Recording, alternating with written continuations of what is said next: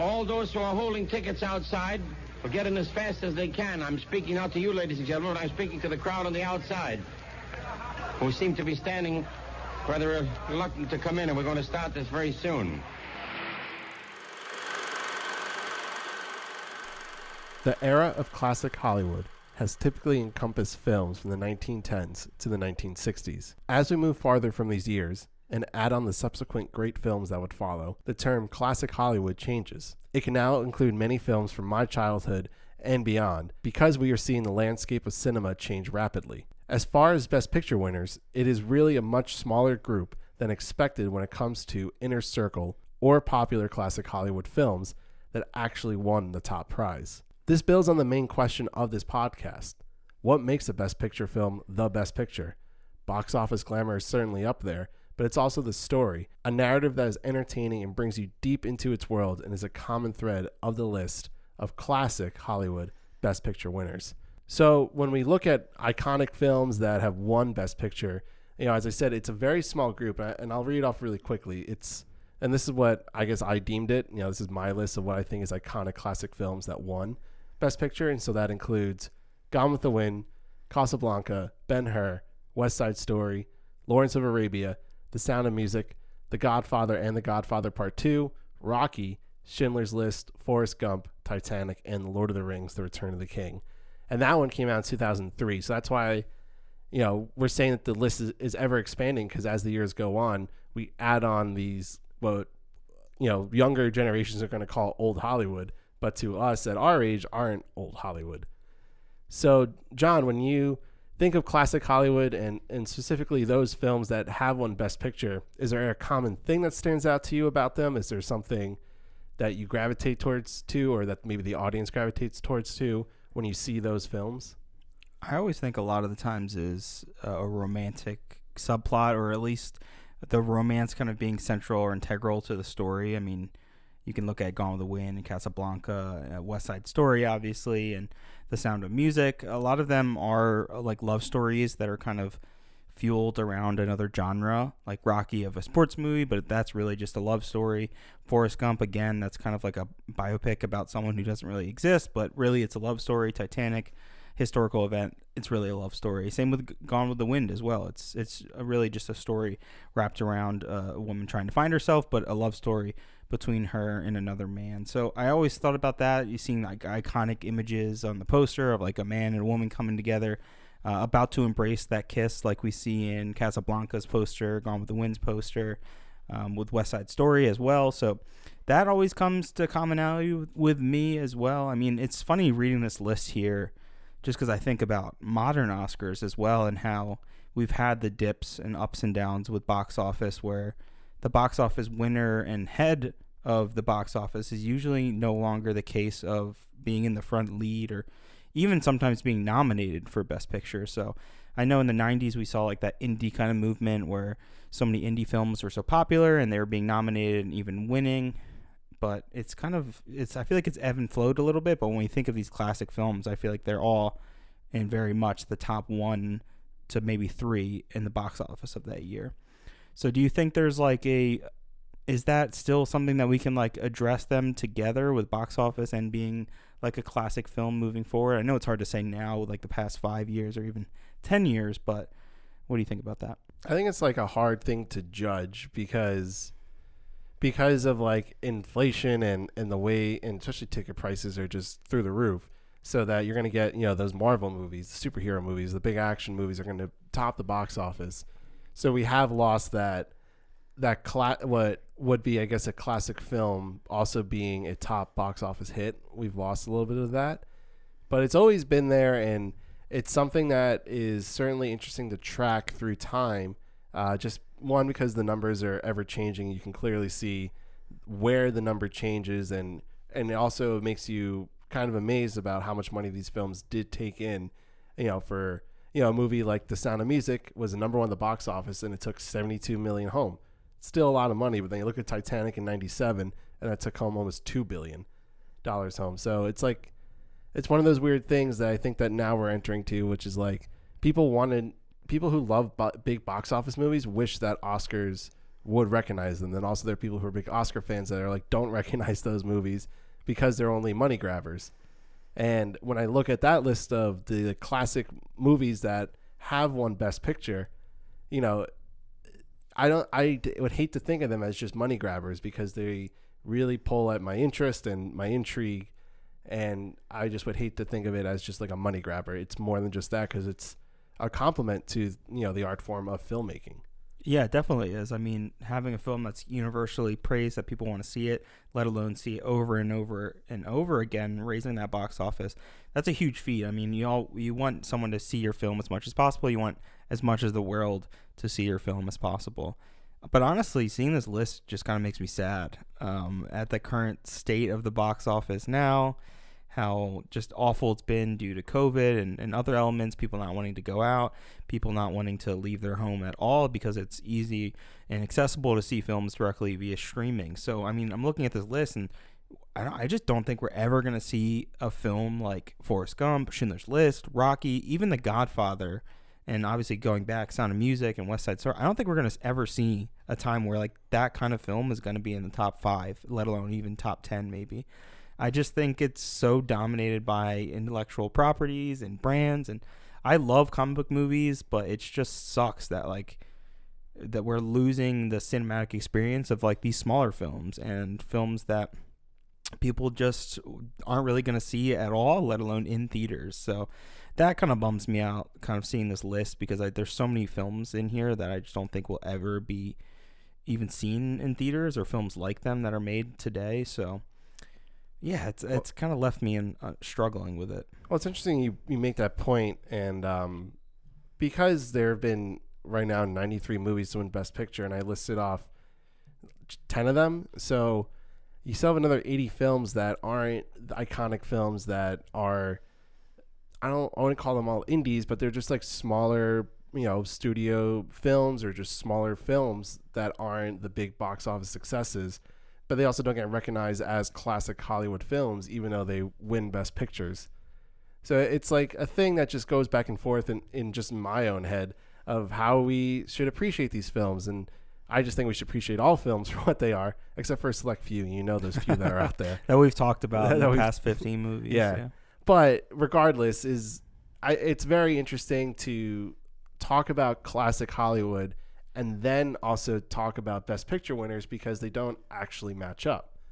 But we bring it up today because we're talking about Casablanca, which is probably the most recognizable classic Hollywood film that I could think of. I mean, I know Gone with the Wind is very popular, but I think Casablanca is the classic Hollywood film.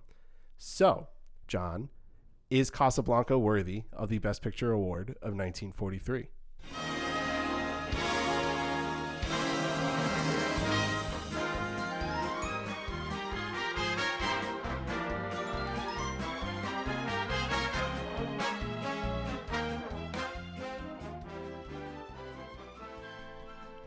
Casablanca. A cynical American cafe owner struggles to decide whether or not to help his former lover and her fugitive husband escape the Nazis in French Morocco.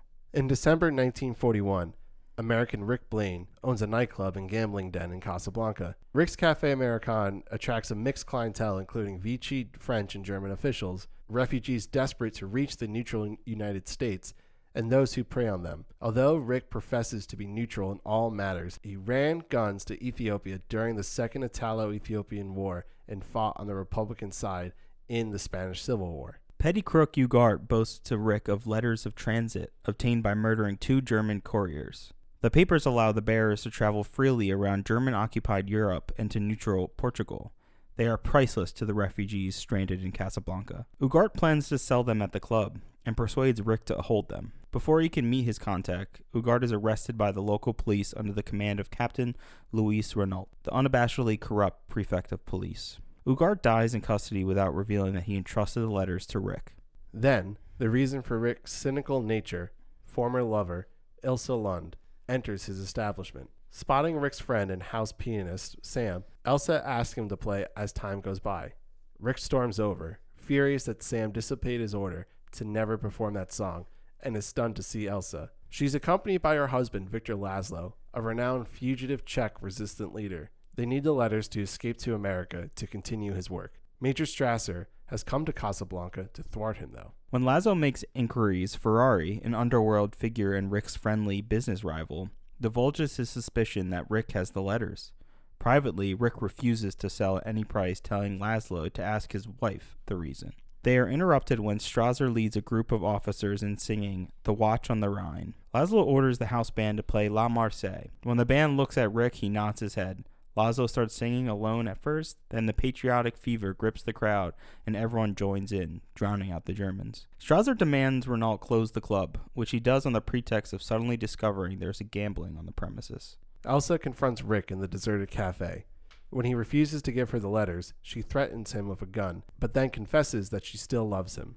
She explains that when they met and fell in love in Paris in 1940, she believed her husband had been killed attempting to escape from a concentration camp. While preparing to flee with Rick from the city during the Battle of France, she learned Laszlo was alive and in hiding.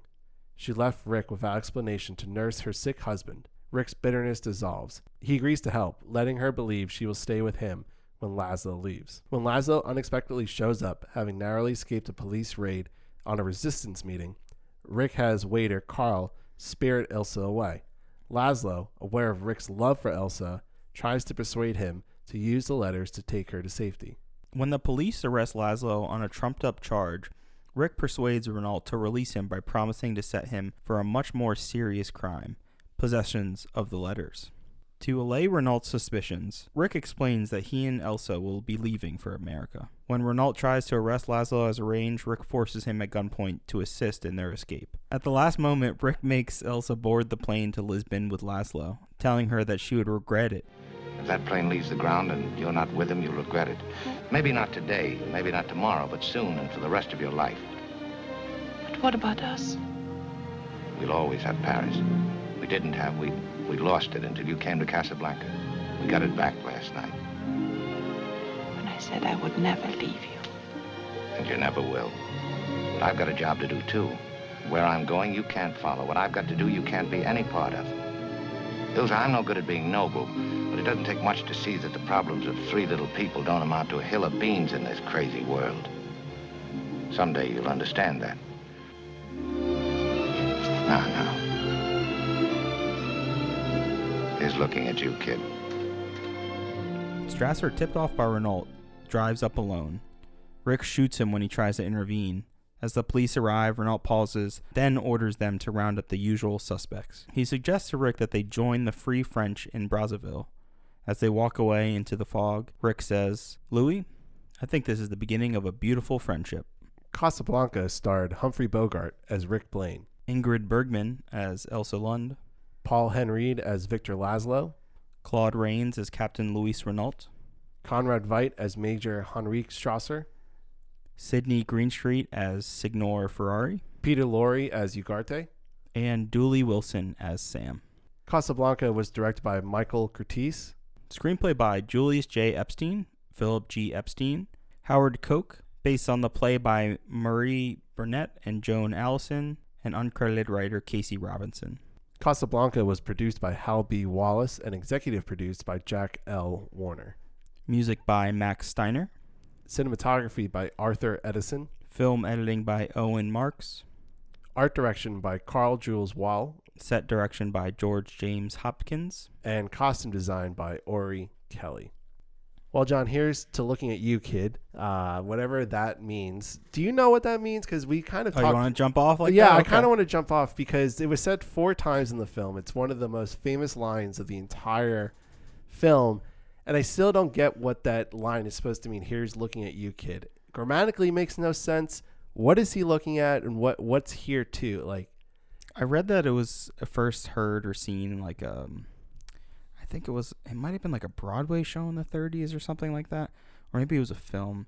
But yeah, it doesn't really make sense in terms of like grammar wise, but to me it's just like you're what's life is like, you are what makes life worth living, right? Like, my life is amazing, like, let's cheers to just you being in my life, essentially. And that's the way I've always taken it, and it seems to be the case. Like, he can't really express himself in the way he wants to, which is like kissing, taking her, marrying her, like being with her forever. So But he says that to her in Paris. He does, but there's almost a sense that like they know this can't last. I mean, with the war going on around them, plus then what happens with her leaving, but it kind of adds to that though as well, because they're kind of separated, and he's saying that, like, she's kind of what makes life great. She is saying that she is what, you know, makes living possible for him, essentially. I mean, that's the way I've taken it. How about you? No, I've just been stuck on the whole line itself that it's hard for me to like interpret it more. And that's honestly one of the reason why I brought it up so quickly, because it's like one of the two things in the movie that I just like didn't like or just didn't get.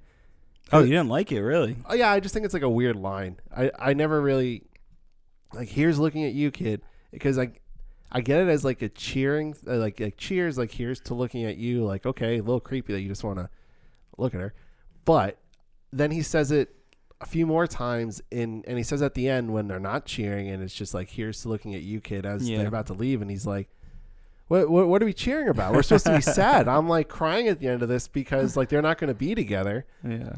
And so it's just like something I really just wanted to ask right off the top is like, what does that mean? Sometimes that's what makes lines so memorable, though, that the fact that they don't make sense. Like, I'm thinking, this is not similar at all in terms of movies, but The Big Lebowski and how many like quotable funny lines are in that movie, and they just don't make sense. Like, the dude abides, like all these different lines that he reads off. Like, why is he called the dude? Like, because he's the dude. He's just the dude. Like, it's just like something you have to accept. It's like their vernacular, what makes their relationship kind of like unique and cute. And I think that's why people really love this movie and makes it a classic film, though, is that there's so many memorable lines, and the script is just so witty and just, you know, right off the cuff that it feels so organic and memorable in that way. So then now that enters the next question I have, and we've sort of talked about this before, is because it's such a good story and such a good script, is it the script that's really good, or is it the actor's performance of that script that's really good, or is it the direction of the script that's really good, or is it just a mixture of all three? I mean, I would say it's the mixture of all three. I think you can have a bad script and, you know, have better actors improve upon that with like the way they're pacing their lines, the way they're acting, and they're blocking out the scene. But then you can also have like the opposite, a really good script that's just ruined by a bad performance, and that probably is a lot of the times for bad performances if it's like a major motion picture. But yeah, and then it's also direction, because like I was talking about with the acting and the blocking, taking pauses, like that's not always directly from the actor. That could be kind of given and enhanced and adjusted by the director. So I'm assuming it's a mixture between all three, but this screenplay is voted as one of like the best screenplays of all time. I think it's like pretty phenomenal in terms of the way it hits like every character's kind of themes and arcs, and then we have like a really compelling story. I saw you mention like the MacGuffin being like the first time we see that really listed or seen really in one of these films. So yeah, I think it's just a phenomenal screenplay. What do you think about that question? Yeah, I think it's actually I think it can vary from film to film and situation to situation. I actually think that the screenplay in this is the strongest part about the whole thing. I just think that every word is so meticulous, that it's just so well crafted. And then upon reading some research about the film and knowing some of the background, it seemed very odd to have Humphrey Bogart being this romantic lead. And then him and Ingrid Bergman, they didn't hate each other. They just didn't really have a good friendship off the screen. So it makes it, some of them, when you watch it again, you see some of these scenes, you're like, wait, they're not in love, and it just like doesn't seem genuine, because you know that they weren't like that off screen, even though I know that they're actors. But then I still have this like expectation that they're going to be in love, like offset, and that they're at least friendly to each other offset. But from reading about it, it seemed like they just didn't care about the other person, and not in a bad way. They're just like, yeah, you're there, and that's part of the job. And also seemed like kind of the MO for the whole film was just that this is just a job, and we're just going to get it done. And no one thought that it was going to be as good. And it's so funny because so many of these movies that we've talked about, it seems like no one ever thought that it's going to amount to, like, no one ever thought it was going to be a Best Picture winner, but then it just does becoming that. So it's very interesting and very intriguing. And talking about the script, even just starting out, I actually think the biggest thing to talk about is the subtext of the film and the subtext of the script. It just being a big allegory for America's, I guess, not influence, but involvement or budding involvement in World War II. I mean, that's what this whole screenplay and movie is about, is America and America entering the war and into this global crisis and foreign policy and finally getting involved on the right side of history to fight against Nazis. It's actually really interesting. I think this film is like just as relatable as ever, because when we get down to it, it's really about Rick. Like the whole movie is about Rick. As much as you want to say that it's about their love story, it's really just about Rick trying to become a better person, trying to like actually stand by his allegiances and make a decision that's not just good for him, but good for, really the world, if we're looking at it this way. I mean, this film takes place in such a condensed and narrowed down setting, but it's about something so much bigger than just the setting. It's about something so much bigger than just these characters. And I think that's really relatable at the time for World War II. I mean, we just talked about how propaganda films are kind of like fueled, and in our last podcast, if you haven't listened to, we really hated the last film, which was a propagandist film called Mrs. Miniver, that it just had very clunky storytelling where it was very clear that it felt rushed and it didn't really feel like a complete story, and it was really just there to push a narrative. And that's fine. It was kind of necessary for the time, but I think Casablanca, and the reason why it stands out as a classic film, is because it does both. It has that kind of narrative that it pushes. It has really engaging story and characters, but it's also kind of declaring that you as a viewer in World War II in 1942 and 43, that you can't really be neutral. You can't stop. You can't just not be involved in this war, even if you're at home not fighting with our men and our women that are on the front lines. You can't be neutral. You need to pick a side. You need to show your allegiances, and that as a communal experience, and if we do that all individually, we will become a greater whole and affect the world and affect change. So it's super, super powerful of a storytelling device that we can get that out of this like drunk babbling man who's just like trying to like have sex with his woman, which is really like the plot. If you reduce it and boil it down, it's just a drunk trying to like not drink and sleep with his old love, who's he's still passionately in love with. So yeah, it's super, super powerful. Yeah, it's incredibly powerful, and I think that when I didn't get the sense that it was such a big allegory as much when after the fact, and reading and listening to other people's analysis of the film, it's pretty obvious when you do put that lens over it that Rick is America, and then he has to decide, is he going to help Elsa and get away and kind of be involved in this, or is he going to just not do anything and just let things go by? And I think it's a very poignant thing at Americans. It came out at the right time. It was released, I think, at a very limited time at the end of 42, but then it was released in 43 when America was like really starting to get involved, and there was battles happening in North Africa, so Casablanca was in the news, and so it was kind of like a perfect storm for Warner Brothers to capitalize on the film while the war is going on, which is like a little cynical if you think about it. But it works, and it's a really interesting, interesting lens to put onto it. And what it does, though, it creates all these other deeper human connections in the film, because then you learn about that a lot of the background actors and extras and supporting cast were from Europe, and they were refugees, and they were just trying to get out of Europe as World War II was starting, or as it already started, and they had no more home. So it creates some of the more memorable scenes that much more powerful, and specifically the La Marseillaise scene wherein Victor Laszlo leads the whole cafe and singing the French anthem while the Nazis are trying to sing the Nazi anthem. So it creates more of that deeper human connection and emotion, and it's certainly fascinating. I don't know if you had any feelings about that scene other than just like, oh, that's a very cool, interesting scene, and it really has that simple good versus evil battle happening.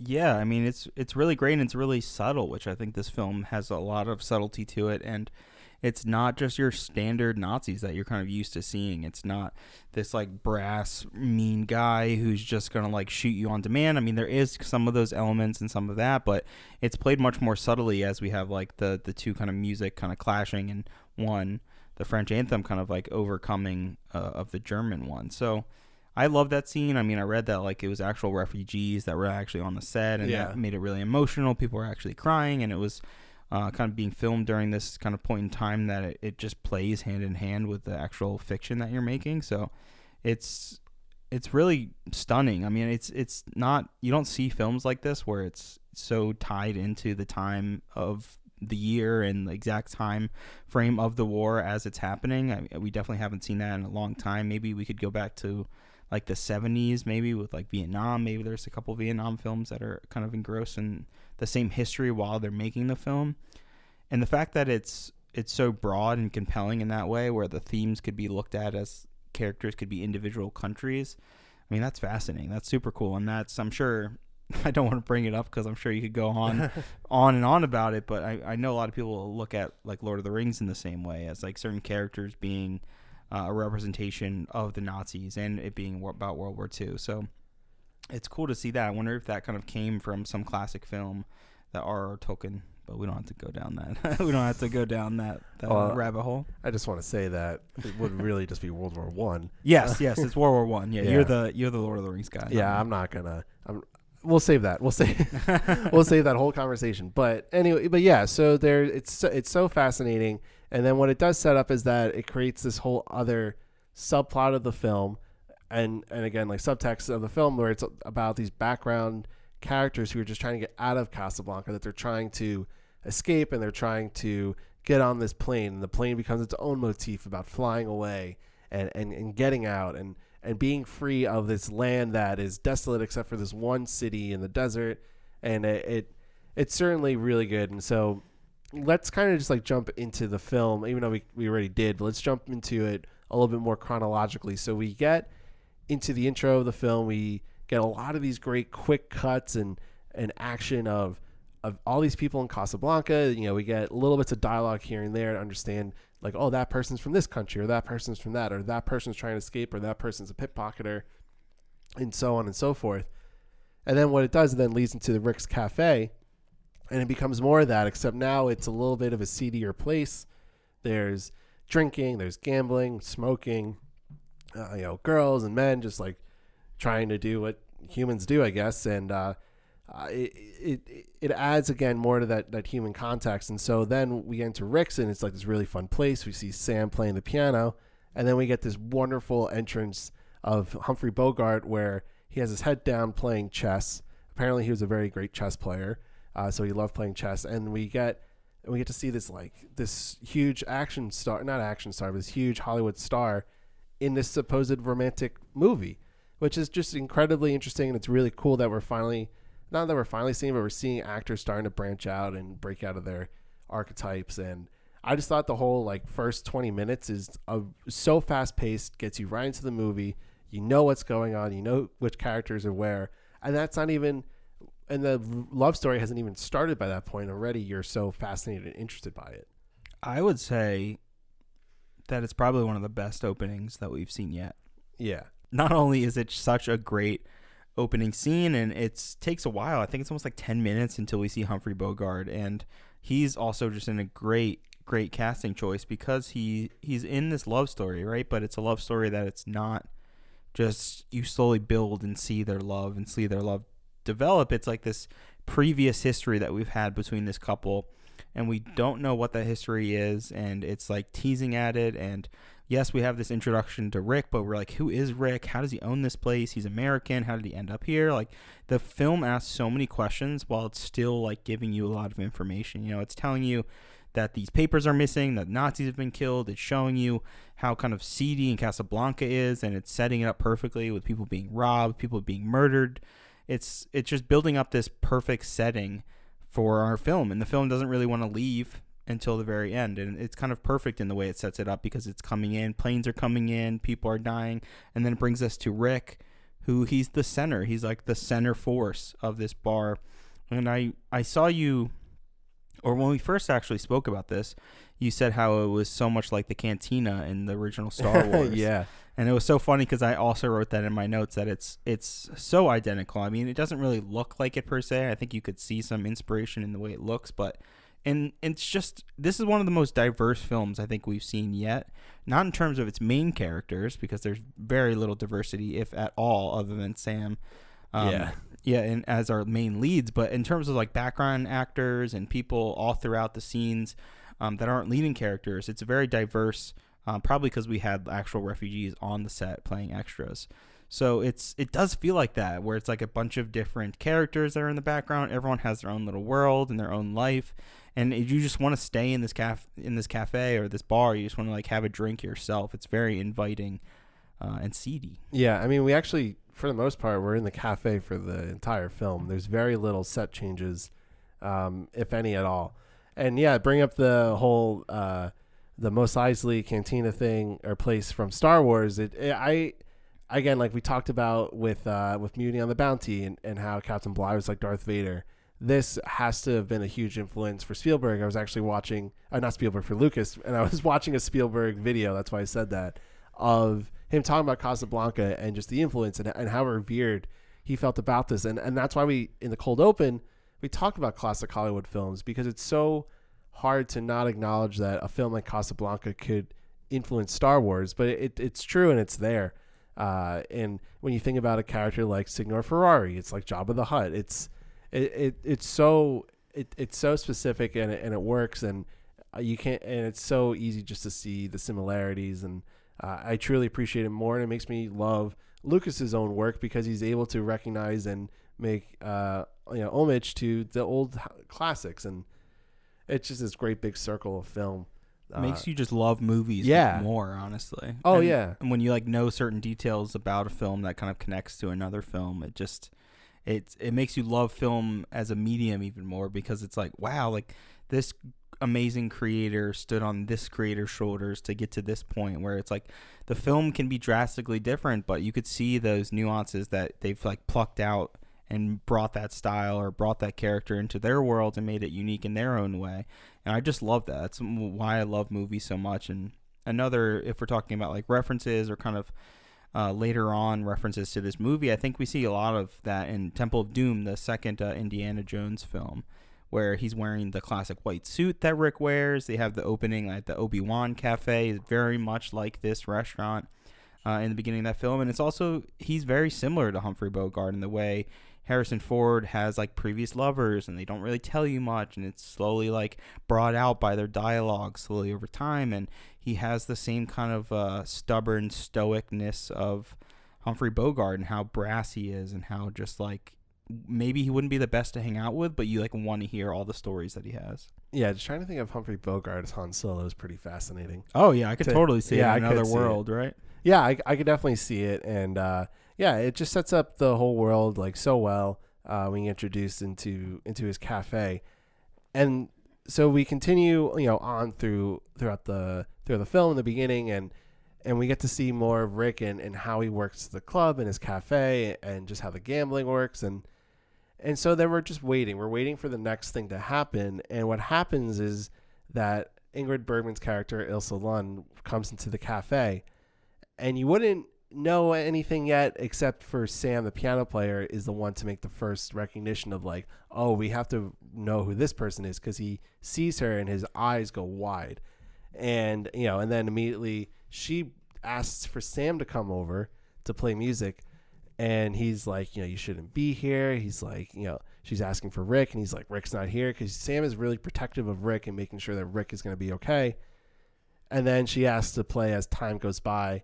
And Sam's like, I don't know that. And she starts to hum it, and then Sam starts to play it. And it's this really beautiful song, and they start to sing it. And then Rick, comes into the scene. He's like, I thought I told you to never play that. And as he's about to say his next word to Sam, he sees that Elsa's there. And that's when the film really opens up. That's when we really get the romance of this film, the intrigue, the mystery of who are these two characters, what is their past, and what's going to happen next. Yeah, it's that mystery box effect where you're like, well, there's so many elements. You can tell how much each character means to each other, but you don't exactly know why. Yeah, and we already know like a few minutes beforehand that Rick isn't really, not that he's not into women, but he just doesn't really have time for them, because you have this girl Yvonne trying to, get Rick, and he's like, I don't have time for you. Like, I don't have time for this. And so you can tell that he just doesn't give a fuck really about many people or many things, which is what makes him the the America of the film, being the neutral thing that has to be convinced to actually do something. He seems to care about himself and the bar. Yeah. Much like you, I think you could relate to America at the time. Yeah, exactly. And you can, so you can connect with Rick in that way, but then Elsa comes in, and that's when everything gets turned over. That's when Rick starts to go against the caricature or archetype of character that people know him for. You know, people don't drink with Rick because Rick has always refused drinks, but then he comes and all of a sudden he is drinking with everybody. And he finally has like a change of heart. He softens up a little bit because he starts to be emotional. And that's brought out, later on, in the night of the time of the movie. Is that how the best way to phrase it? I don't know. But that night in the movie, he's all alone drinking in the bar, and and this is probably my second criticism, the thing that I just didn't like about the film was the flashback. So we know that, Rick and Elsa were in Paris, and because they have this conversation with, Victor Laszlo's there, and Claude Rains' character is there as well. And so we're like, well, what happened in Paris? What happened? And then we get this flashback of Paris, and it just doesn't, it slows down a film that was so well paced and moving so quickly and boom, boom, boom, boom. But all of a sudden flashback. And at the end, like in my notes, I wrote like, okay, like that was necessary. But then thinking about it more, I'm like, what if they just didn't say it? I think the film would be honestly that much better, because there would still be that mystery of like, what happened in Paris? What was it that they had that they couldn't have anymore? And especially because we don't see her making this decision to leave. We never get that satisfaction. We just see him being stood up at the train with Sam.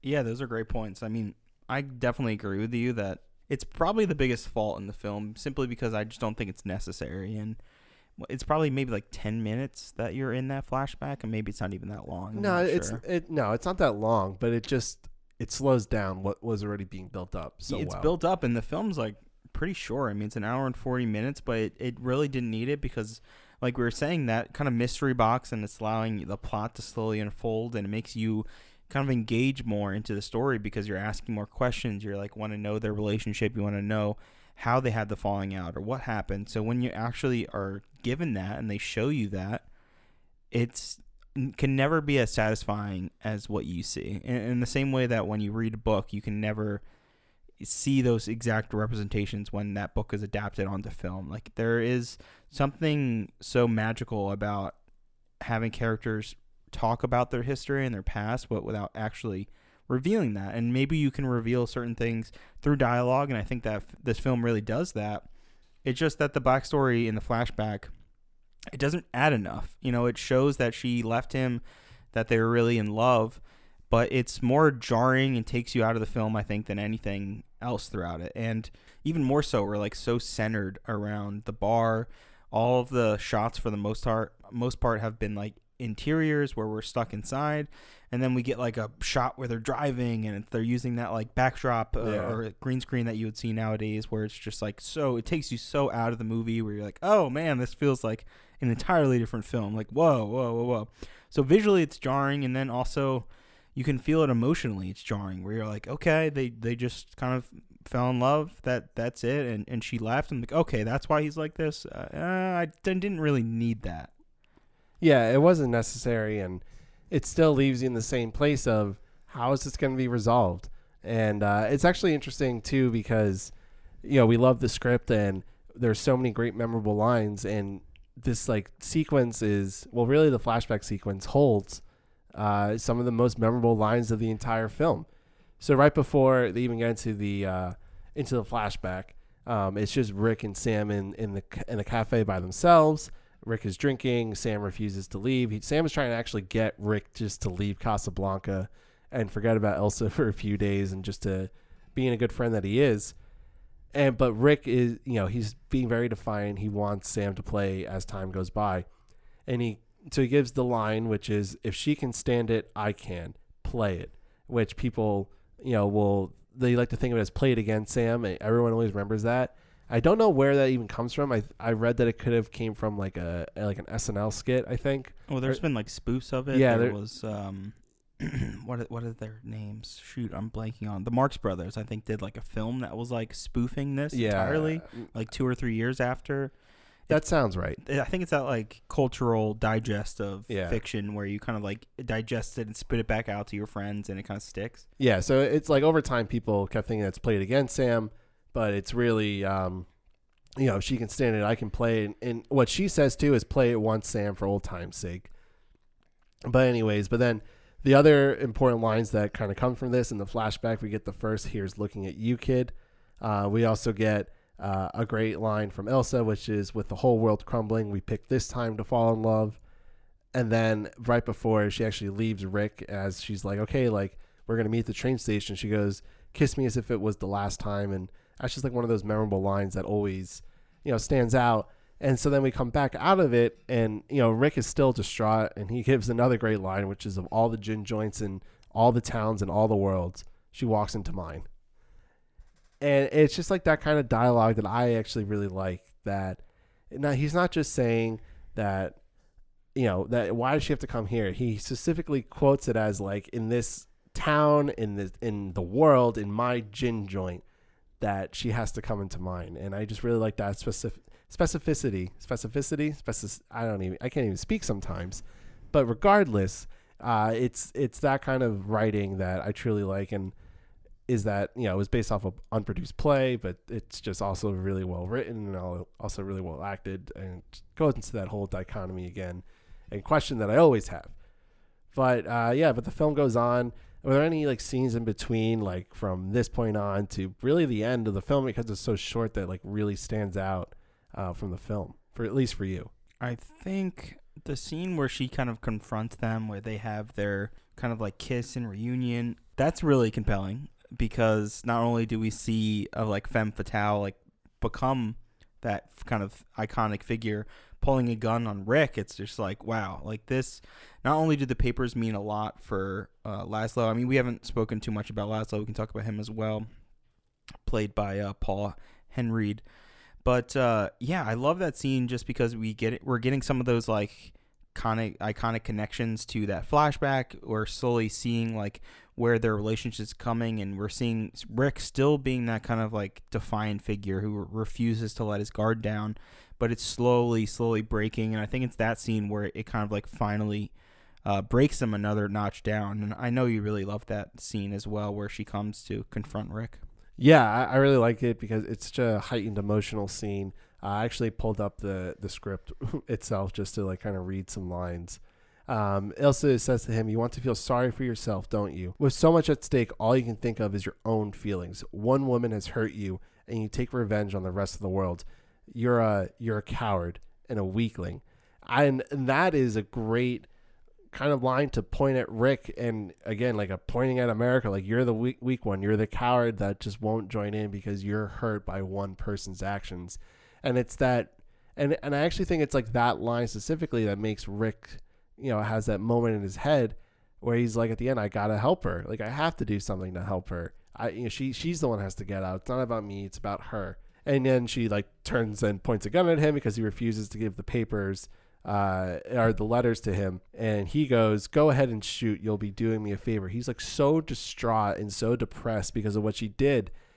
And part of me is like, you only knew her like 18 months ago and from the the world of the film, so it's like where is this coming from? But then you can be really hurt and you feel sad that and bad that this guy had something, or at least he thought he had something, and then it was gone. And it's just certainly an emotional moment, and that line, "You'll be doing me a favor if you just kill me now." It's a heightened emotion, and it's also shot beautifully.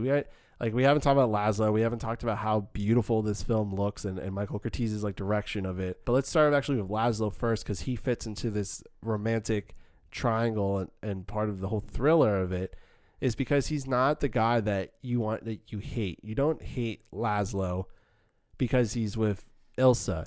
You like Laszlo because of what he does, and what you are is you're resentful of the fact that you can't hate him. You wish you had a reason for Ilsa to leave Victor for Rick, but you really don't. Besides that, oh well, they look great together, Humphrey Bogart and Ingrid Bergman. Like they just look. It's such a cute thing. It's Hollywood. You want that romance, but flies in the face of that. And it's like every time this movie is about to do something, we're like, I see where this is going. Like, Victor Laszlo is going to be an asshole. He's going to possibly even like beat Elsa. He's going to be like just a dick. And then you slowly spend time with him and you're like, oh no, he's just like the opposite of Rick. He's like, in fact, a better man than Rick is. He's a nicer guy than Rick. He cares way more about other people than Rick does. And he's just someone who's like genuine and wants to fight for his cause. And you're like, oh, that's this character? Like, this is what he's going to be throughout the entire time? Like, I'm battling myself as a viewer to be like, why would she want to go with Rick when she has this guy who's not only so important to the world, but who seems to treat her fairly? You know, there's some hints that like he's not there for her all the time. There's like, you know, back and forth I saw while they were creating the film, and when there comes to some of like the sex and the nature of that, and having Elsa possibly leave Laszlo at certain points, which I think we'll talk about as we get to the end. But he was so surprising because you're like, why?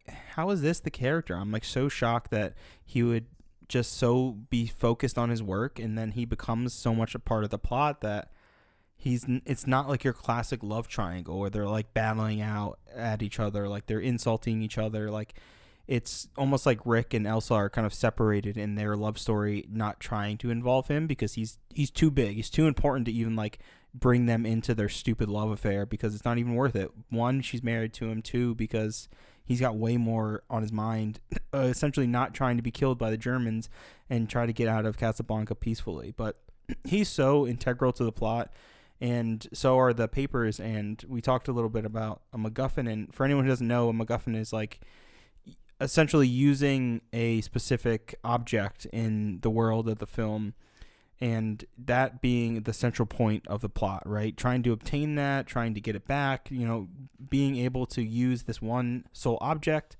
as the centerfold of the plot, and that needing to go somewhere or needing to be retrieved. So I think you can compare a lot of that to Indiana Jones as well, but this is the first, I think, correct me if I'm wrong, the first one that uses a MacGuffin. And Laszlo is so important to that MacGuffin because it is the paper. It's the freedom of being able to get out of Casablanca. And I think a lot of people spoof on MacGuffins nowadays because it's been so used over time. And I think with this being like our 16th film in a row, it feels so unique because it's like we haven't seen that yet.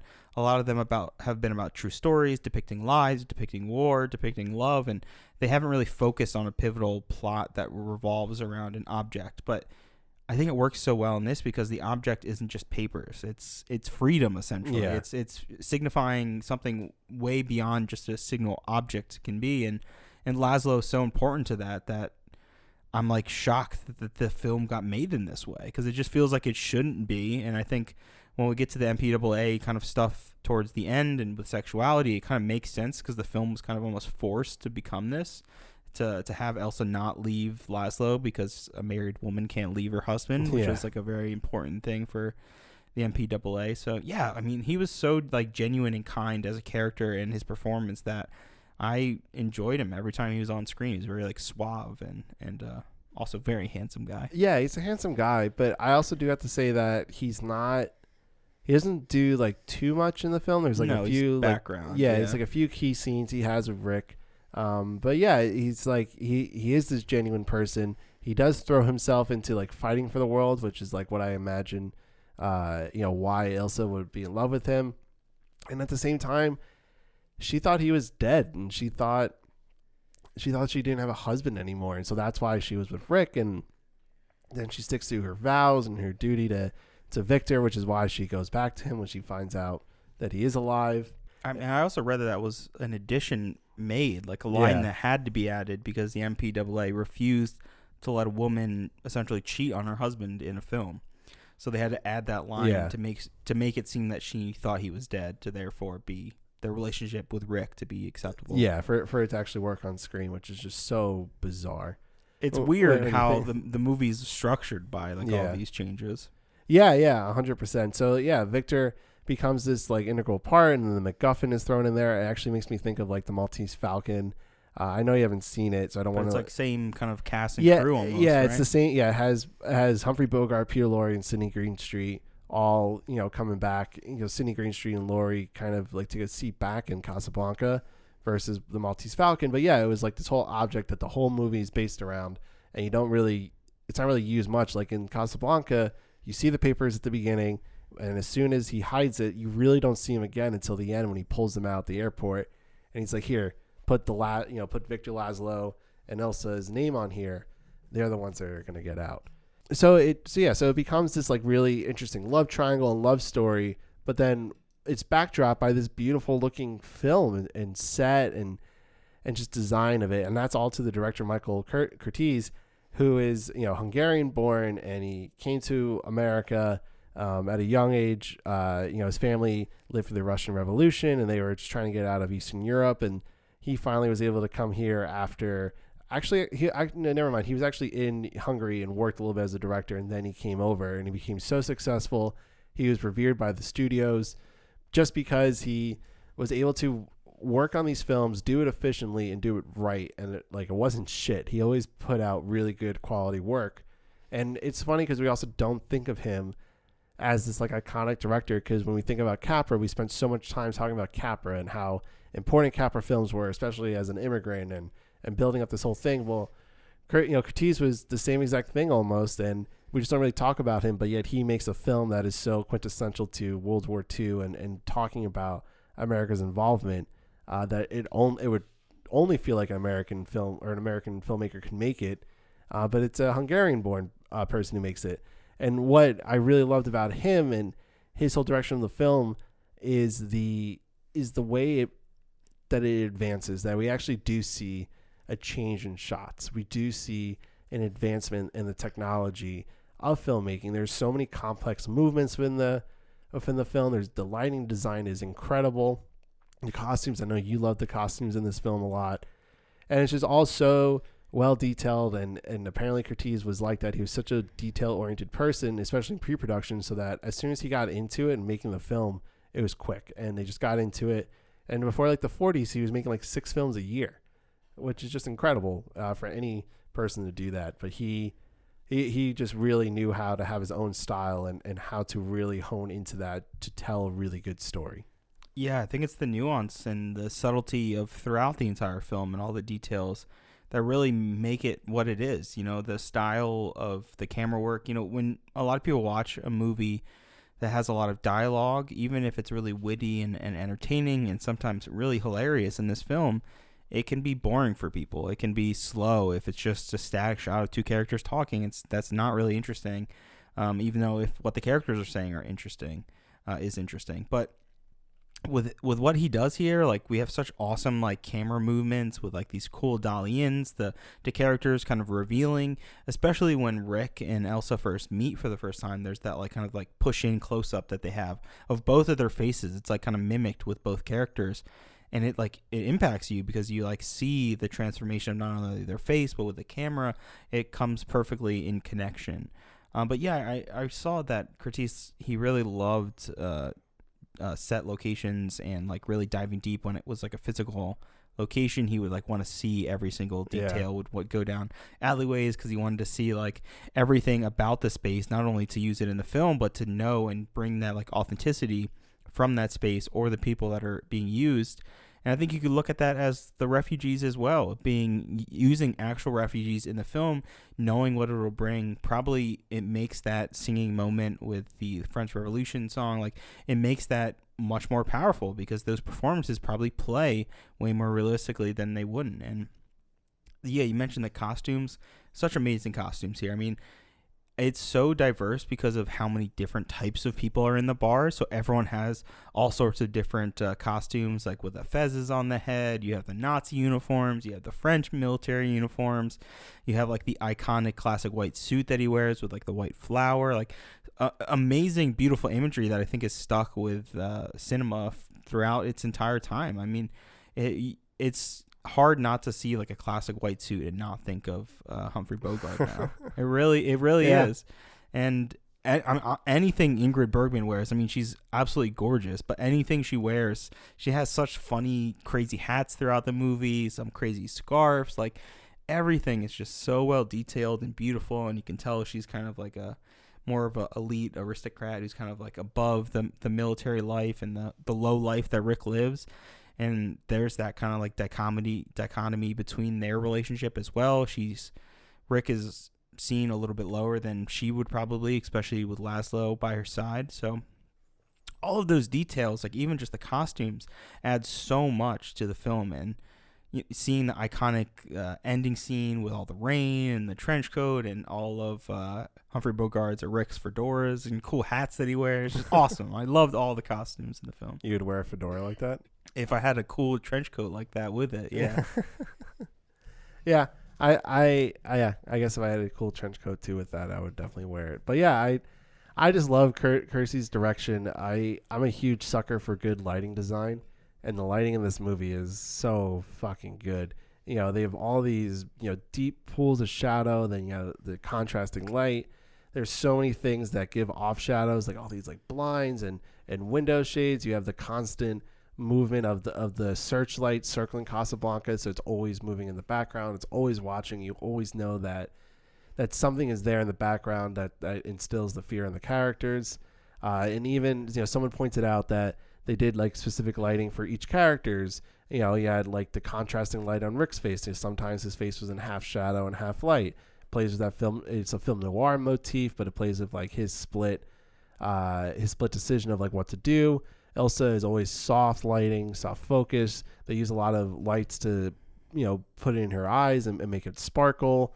You have Laszlo, who's very, very blown out. He's in that light. He's like, that's his chosen thing. And like, he's not a righteous person, but he's definitely, choosing a good path in his life. So I love lighting design and what lighting can tell within the story. And yeah, and then the shots are just complex. I mean, I think we had talked about that in All Quiet on the Western Front. We were comparing that to the Broadway Melody, and like we were just so disappointed the Broadway Melody had little to no shot changes, whereas then when you watch All Quiet on the Western Front, it felt like, whoa, there's so many crazy shot changes. But this one, I think, takes it another step further. You feel like the camera's almost handheld because there's so many dolly ins and pulling out and shifting. And that's the blocking and just Curtis's own design. He was always wanted to have the camera moving and always, I just have something to make it visually stimulating, except for besides rather just having the actors just act. Then it just becomes a play. And while that's good and while it's fun, it's not the same as using the camera and using the actors as like a dance and have them move with each other. Yeah, the film's a visual delight, and I think something we didn't mention early on is the opening topography map. The opening credits I love that, yeah. Are amazing. It's like so cool to see. I mean, we've seen that now so much in adventure films. Even Indiana Jones again comes up again, where we're seeing the map move. We're like being taken to Casablanca, just like the people that would fly there or the people that are trying to escape out of there are kind of being stuck there, and you see the globe. I love that opening. Yeah, and even the detail of that certain countries were shaded different colors to represent where they were in the battle, so you could see the clear shading of like the Nazis occupying Europe and then the neutral countries. We don't really see America on that, so I wonder what color they would have made it. But yeah, it's such a cool, interesting choice just to start out a film. And then again, like the pace of the film, it's so quick and it really moves it along, and you don't feel like you're missing anything. If anything at all, you wish there was more just, to dive into of just like in the cafe and learn more about the background characters just because it's so detailed and so interesting. So that's all Michael Curtiz's direction and decisions. And so then, yeah, the film goes on and it's coming to a head. I mean, it's such a quick story where, Rick has to decide how am I going to, he knows he's going to help them, but how am I going to help them? Am I just going to get Elsa out, or am I going to keep her here with me? Am I going to get Victor out, or, with the two of them, or just Victor? And you don't really know. And even hearing about like behind the scenes stuff, the script was like always changing, and no one knew what the ending was really going to be. And Ingrid Bergman even asked Michael Curtiz, she was like, how should I play this scene? Am I going to know? Like, do I know that I'm going to leave with Victor or be with Rick? And he's like, just play it neutral, and you can tell, when you rewatch it and that fact that she's like, I don't know who I'm supposed to end up with, so how am I supposed to treat this? And, and sometimes I feel like that she's trying to be more loving to Rick, but then there are other times where she just has this big glow and look and feel for Victor. It's a great decision on Curtis's part to do that as a director, to say to his actors, you don't know what the ending is going to be yet, so you make the decision for yourself of how you want to play it, or just be neutral about it. I think for a lot of films, this wouldn't work. That type of direction, if you weren't across from Humphrey Bogart, if it wasn't about this kind of like broken shell of a man who refuses to like let any guard down because of how his heart was really broken, it just, that wouldn't work. That kind of like indecisiveness of knowing. And the way it comes off on screen is that it is indecisive. It's like, I love this guy so much. We have this history. Like, I know we have this spark and this connection, but is it right? And it feels like that constant back and forth. Like, you can love more than one person, and that internal debate of like whether something is right for you, or just you think that's the best just because you have this like fantasy ideology of what it should be. And that's the way it plays off, and that's way more complicated. And then I'm sure like she was actually trying, like Ingrid was actually trying to act and portray, because that's really something you can't fully portray and act. And having that indecisiveness and not knowing which way to lean adds so much to that, because it feels like there's just always that tension. Like, maybe she's about to kiss him, or maybe she's about to take out that gun. Or same with Rick. Maybe he's about to say, I'm going to rat you out to the Nazis. I don't care.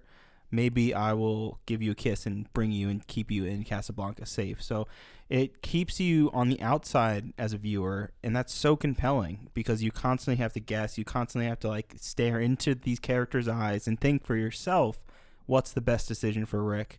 Should Elsa stay? Why would she stay? And like kind of break out all the plot points and all the character details to kind of determine one thing or the other. So it's really interactive, this film, in terms of how you should digest and view it.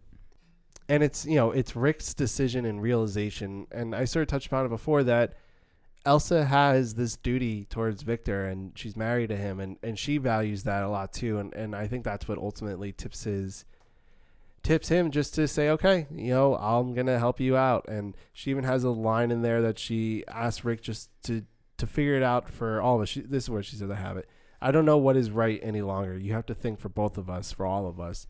So she loves Rick, but she's saying also at the same time, I have this husband. I have to be dutiful to him as well, which is then what ultimately leads to the ending of the film. So the ending is sort of set up where you think that it seems like Rick makes a pact with Louis, that, okay, I'm going to give you Laszlo, but Elsa will be left alone. He's like, fine. Then Louis comes, and then they take Louis, and they like point, Rick pulls out the gun. And he's like, you're coming with me. We're going to get everyone to the airport. So now you think Rick is backstabbing, Louis, and then they get there. And it becomes probably the most memorable scene of the entire film that everyone always thinks of, is them, is Rick and Elsa talking to each other before she boards the plane. So, and again, you can see that that she doesn't know what's going to happen when he's like, okay, here are the papers, sign it for Victor and Elsa. And you can see that expression on her face. She's like, whoa, wait, I thought I'm staying. I thought I was going to be with you. I thought Victor's the one that's getting out of here. But then he's like, you have to go on there and do it. And then he has this like famous speech that everyone knows. And so it goes like this. I'm saying it because it's true. Inside of us, we both know you belong with Victor. You're part of his work, the thing that keeps him going. If that plane leaves the ground and you're not with him, you'll regret it. Maybe not today, maybe not tomorrow, but soon, and for the rest of your life. Elsa goes, but what about us? And Rick says, we'll always have Paris, another famous line. We didn't have. We'd lost it until you came to Casablanca. We got it back last night. Elsa says, when I said I would never leave you, and Rick interrupts her and goes, and you never will. I've got a job to do too. Where I'm going, you can't follow. What I've got to do, you can't be any part of.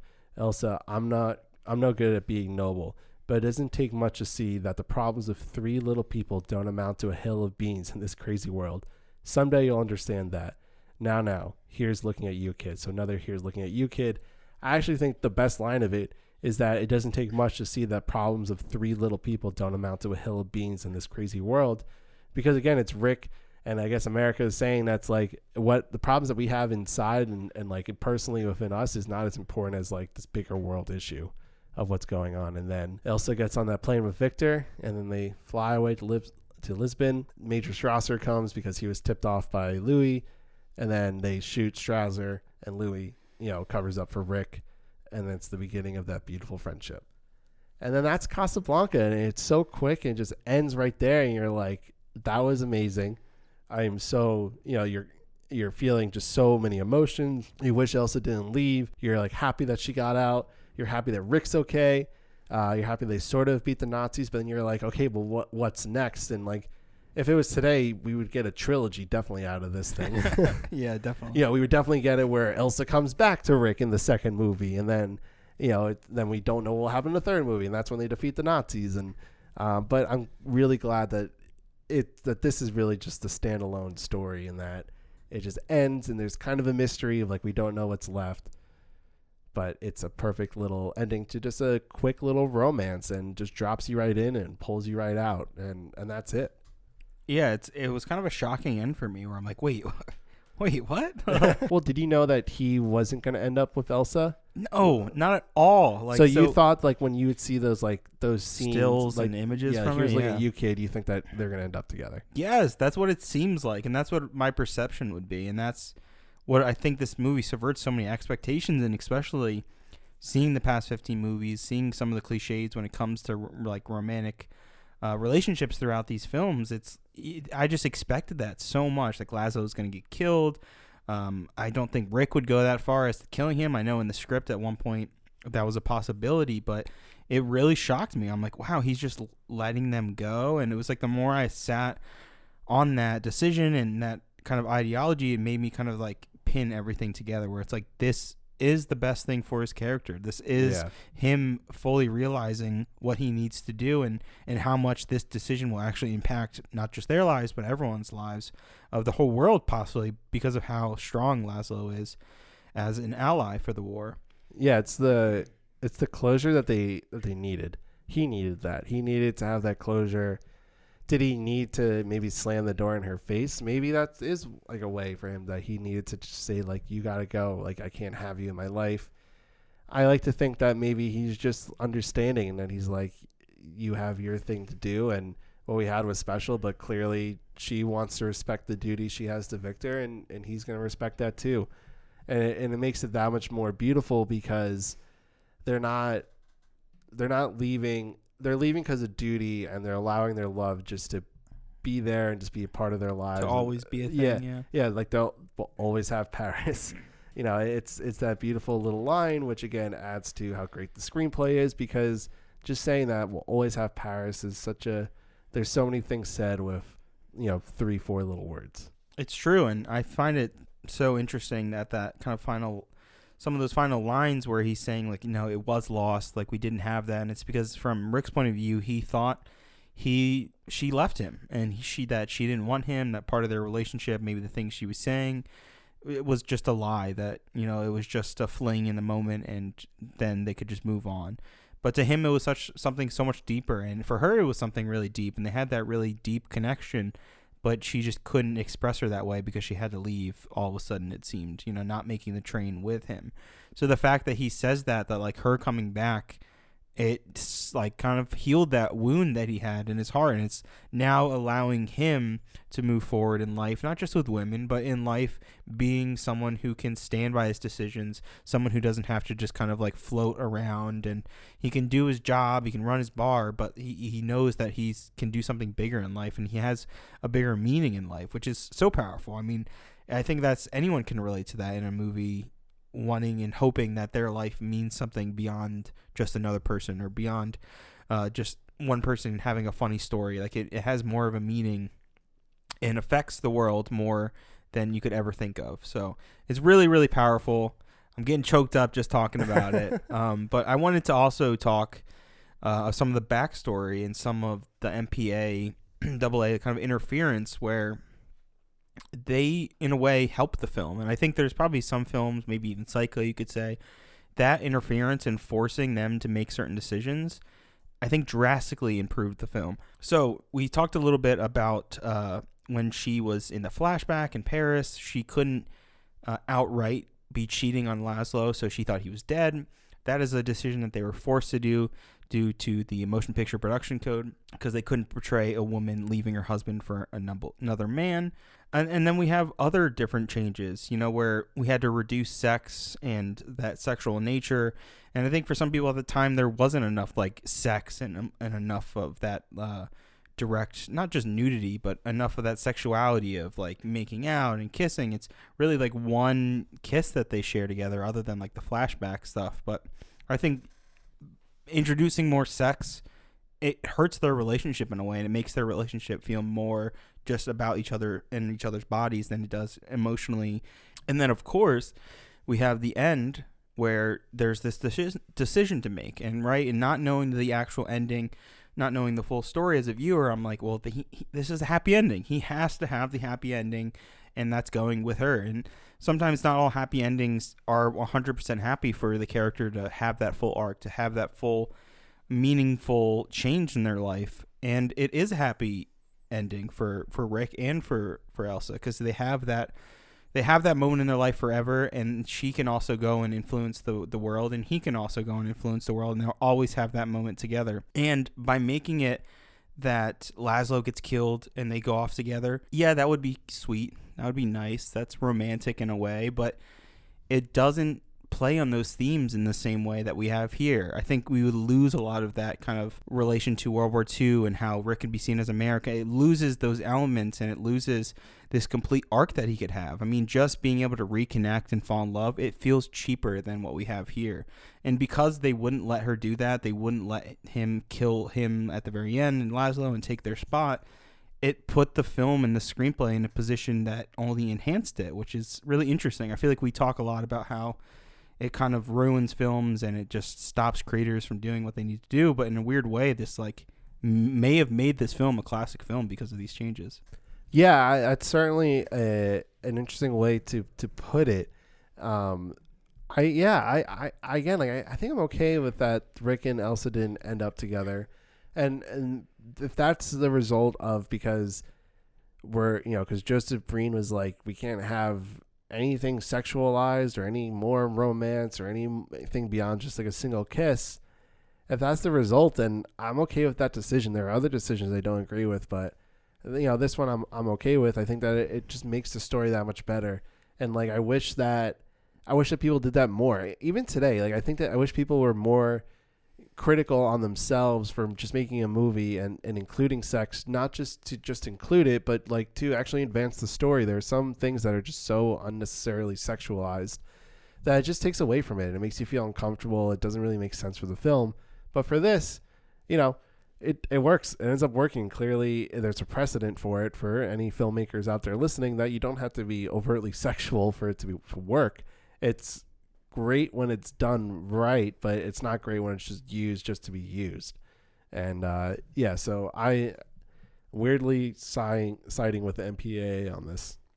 I'm usually never for censorship. Yeah, it's kind of bizarre how much the film was kind of sculpted and shaped, and it's fascinating to think about how this movie was just completely juggled up in the air, where they didn't even know the ending while they were filming it. They're doing the flashback. They don't even know their relationship to each other. Like, how do all these elements are so messy yet they still come together? I don't get it. I think that's just like a perfect storm of the script, the performances of the actors, and the direction. And we honestly, like, the performance of the film, they're like really good. And we're gonna talk about the Oscars and them being nominated, but I don't feel anything strongly as I have with past films if they should have won for their performances or not. I actually think that they're pretty just subtle and good and standard and works for that, this specific film. Ingrid Bergman isn't really in the film like too much. She has like a few powerful scenes, but it's never, anything that's like really, it's really lengthened. It's again, like, cause it's such a quick pace, and you have so many characters to balance and so many different subplots also happening that she kind of gets brushed to the side at times. And I'm kind of okay with that. Like, I'm kind of okay with that. Like, we just get this quick snapshot of everything, and then we get these really nice, subtle performances that just work well for the script, that just makes it, everything just works together perfectly. There are no real issues without, but yeah, so I think that kind of sums up this whole conversation on Casablanca. I think you know like what our feelings are about this, but let's talk about the 16th Academy Awards. Good evening, everyone. We're speaking to you from the forecourt of Grauman's Chinese Theater in Hollywood, the film capital of the world. Tonight, the motion picture industry has on its best bib and tucker for its Academy Award. In years past, this has been the signal for the notables of Movieland to gather around the festive board, but tonight the routine has been radically changed. Everyone dined at home using their own ration points and are now gathering here at the Chinese Theater for the big news. Who and what wins the 1943 Oscars of the Academy of Motion Picture Arts and Sciences? Later this evening at 10:15, Warner Brothers KFWB will bring you a broadcast direct from the stage of the Chinese Theater, which will feature the presentations of the major awards. While everything in Hollywood is usually termed super, tonight we can truthfully call this a super premiere. No one motion picture studio is putting on the show. It is the industry, or more correctly, the Academy of Motion Picture Arts and Sciences, is putting on this show. That means it includes the entire industry. For days now, not a seat has been available for this occasion, which of course means that the nation's screen favorites will be on hand. All of the industry's producers, directors, musical directors, everyone who has helped to make motion picture history are on hand tonight. The 16th Academy Awards were held on March 2nd, 1944 at the Grauman's Chinese Theater in Hollywood, Los Angeles, California. Jack Benny served as the master of ceremonies for the event, which lasted fewer than 30 minutes. This was the first Oscar ceremony held at a large public venue, and the broadcast originated on KFWB, but it was internationally broadcasted by CBS Radio via shortwave. For the first time, winners for the Best Supporting Actor and Actress categories won Oscars rather than plaques. But because of the war, the Oscar statuettes were made out of plaster rather than bronze. This was now the height of World War II, and we have 4 of the Best Picture nominees in 1943 that were all based around war or had war themes. In addition to the Best Picture winner, 3 of the other 9 Best Picture nominees of 1943 were also war films with patriotic or sentimental themes. Academy Honorary Awards went to George Pal for the development of novel methods and techniques in the production of short subjects known as puppetoons. And the Irving G. Thalberg Memorial Award went to Hal B. Wallace, who was the producer for Casablanca. Wallace was an American film producer, and he's best remembered for producing Casablanca, Adventures of Robin Hood, and True Grit, the 1969 version, along with many other films for Warner Brothers featuring stars like Humphrey Bogart, John Wayne, Bette Davis, and Errol Flynn. As a producer, he received 19 nominations for the Academy Award for Best Picture. Best Special Effects goes to Cash Drive. Photography effects by Fred Saracen, and sound effects by Roger Heeman. Saracen's second Academy Award, and he previously won for The Rains Came in 1939 for Best Special Effects, and this is Heeman's only win during his career. Best Film Editing went to George Amy for the film Air Force. This is Amy's only Academy Award win. He had started out with Warner Brothers at the age of 17, and his fast-paced style of editing helped Warner Brothers earn their signature style and gain early success in early Hollywood cinema. Best Cinematography Color goes to Hal Moore and W. Howard Green for Phantom of the Opera. Phantom of the Opera from 1943 is the only classic Hollywood movie monster film to win an Oscar. Claude Rains starred in the film as the Phantom. This is Moore's second Oscar win after A Midsummer Night's Dream in 1935, where he became the only write-in to ever win an Oscar. Now, this is interesting because I know this isn't a debate between classic monster movie people. I personally don't consider Phantom of the Opera to be like one of the classic Hollywood movie monsters. Would you? I wouldn't, but when I read that, I was very interested that it was considered, and it kind of makes sense. I actually personally love Phantom of the Opera. I could tell you a whole idea I have for using Phantom of the Opera as this whole psychotic adventure, but I will not reveal it on this podcast. Oh, yeah. I want to hear that after this podcast. Yeah. I've been thinking about that for a long time. If you've never seen the play or the movie versions, the one with Gerard Butler and Amy Rossum is actually really good. And it's a little scary. There's some pretty horror moments that for the 40s were probably very in your face and gory. I prefer Phantom of the Megaplex.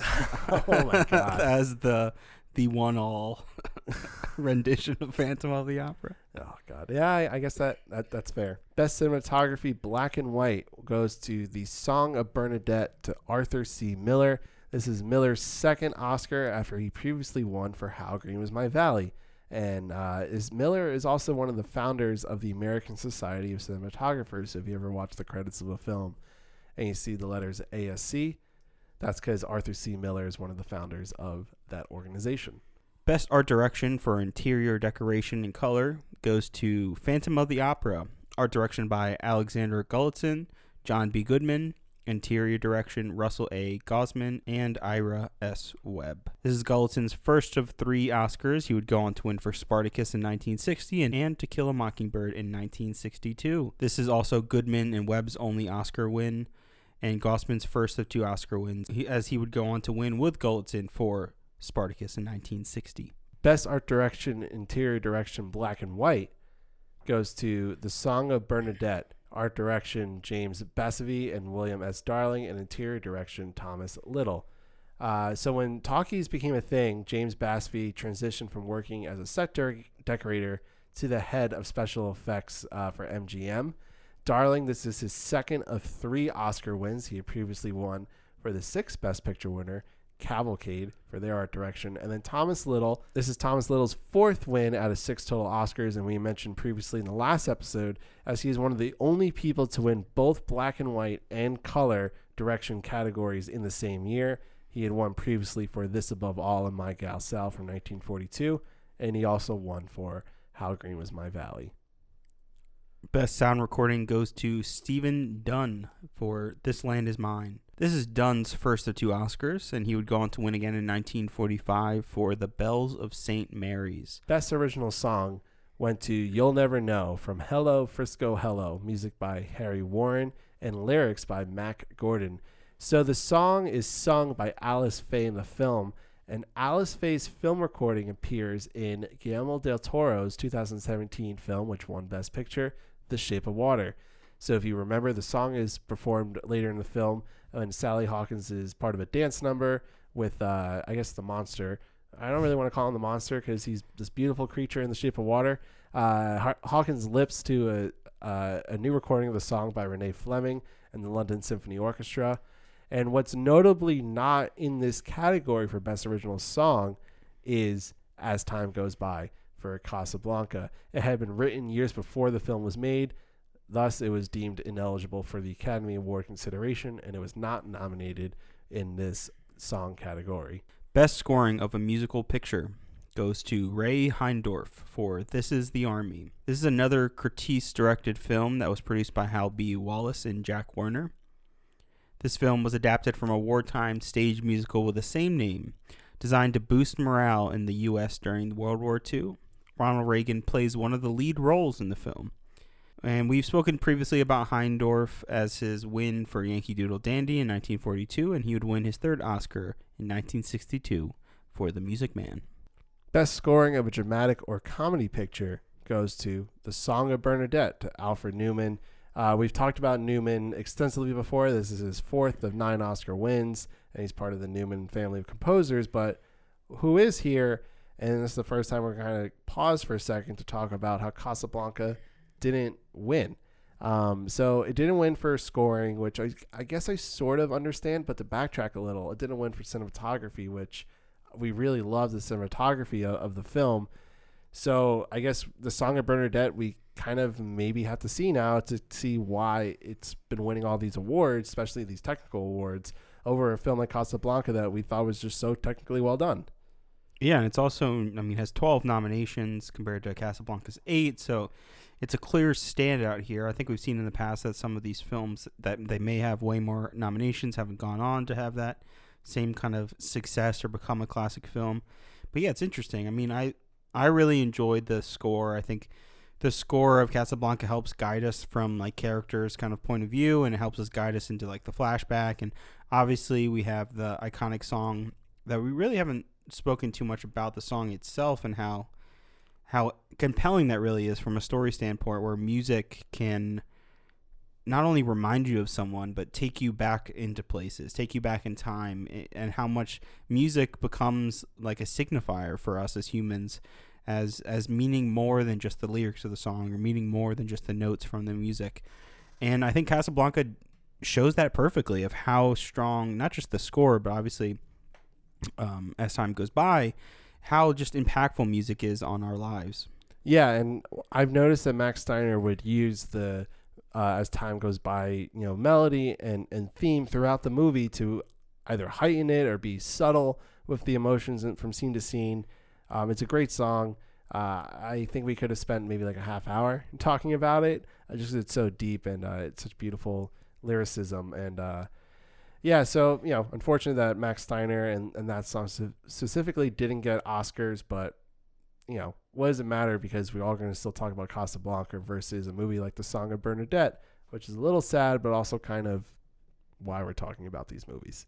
Best live action short subject to reel goes to Jerry Bresler and Sam Kozlow for Heavenly Music. This is Bresler's first of 2 Oscar wins, and he would also go on to win for the 1945 film Stairway to Light. This is Kozlow's only Oscar win, and the short also has a brief cameo appearance of Billy Thomas, who is remembered for playing Buckwheat in The Little Rascals. Best live action short subject 1 reel went to Grantland Weiss for Amphibious Fighters. Best short subjects cartoon goes to Fred Quimby for The Yankee Doodle Mouse. This is the Let's go Tom and Jerry. I just had to throw it in there. This is the first of 7 Oscar wins for Tom and Jerry shorts, and the short features Tom, the cat, and Jerry, the mouse, chasing each other in a pseudo-warfare style, and makes numerous references to World War II technology such as jeeps and dive bombers, represented by clever use of common household items. I love Tom and Jerry. This sounds like an iconic classic skit. I probably have seen this, honestly. Yeah. I feel like we both have probably seen this, but don't specifically remember when. I just love that Tom and Jerry, and before we started this podcast and learning more about it, and we sort of talked about it in a previous episode because it was nominated, or at least a prototype of Tom and Jerry was nominated. The fact that it wins 7 total Oscars, I just think is awesome. And I think Tom and Jerry is such a fantastic cartoon. I think it still holds up, and it's fun to watch even today as a 26-year-old. Yeah, I can't wait for that HBO Max Tom and Jerry to win an Oscar. Yeah, about that. Moving on, Best Documentary Short Subject went to December 7th, which was produced by the United States Navy. The film, though, was directed by John Ford and Greg Toland, and it's about the attacks on Pearl Harbor. The film was started within days of the attack. The original film was actually 82 minutes long and asked some embarrassing questions, such as, why was there no long-range reconnaissance and no short-range air patrols? Further, the film had a lot of time devoted to the culture of the 160,000 Japanese Americans in Hawaii and their response to the attack. For these reasons, the long version of the film was censored for decades, and shorter versions were subsequently released. Best Documentary Feature goes to Desert Victory by British Ministry of Information. Now, if you don't know, this is produced by the British Ministry. I'm thinking Harry Potter. This is produced by the British Ministry of Information, documenting the Allies' North African campaign against Field Marshal Erwin Rommel and Afrika Korps. Best Original Motion Picture Story went to The Human Comedy, written by William Saroyan. So it was based on the 1943 William Saroyan novel of the same name, but Saroyan actually wrote the 240-page screenplay first, and he left the film project and quickly wrote the novel and published it just before the film was released. The film stars Mickey Rooney and Frank Morgan, and Rooney plays a character named Homer living in his hometown of Ithaca, California during World War II. Kind of has a dual-edged sword right there. The first edge being that Homer in Ithaca is part of the Odyssey, and me and John went to Ithaca College. Best Screenplay goes to Casablanca. Julius J. Epstein, Philip G. Epstein, Howard E. Koch, based on Everybody Comes to Rick's by Murray Burnett and Joan Allison. In the 1980s, this film's script was sent to readers at a number of major studios and production companies under its original title, Everybody Comes to Rick's. Some readers recognized the script, but most did not. Many complained that the script was not good enough to make a decent movie. Others gave such complaints as it's too dated, too much dialogue, and not enough sex. I find that so fascinating that was so even bizarre. Done. Yeah, that was even done. I think it's fascinating. Well, I think we have the height of the late 60s and 70s, and it's so common to have such an influence of sex, and it's becoming more and more, I think, in the 1980s even. So I could see why you could say that. I mean, being too dated, it's like, yeah, it's kind of based around World War II. So I don't know how you could even come to that conclusion that it would be deemed too dated because it's of the time. In fact, I would say the opposite. I would be like, this is so accurate of the time. Like, how is this possible? Like, how this is too well written, in fact. Yeah, I definitely agree with that. I just find it completely odd that people wouldn't recognize the script that well. Which then begs that question of like, who's making these movies? Who's in charge of these studios?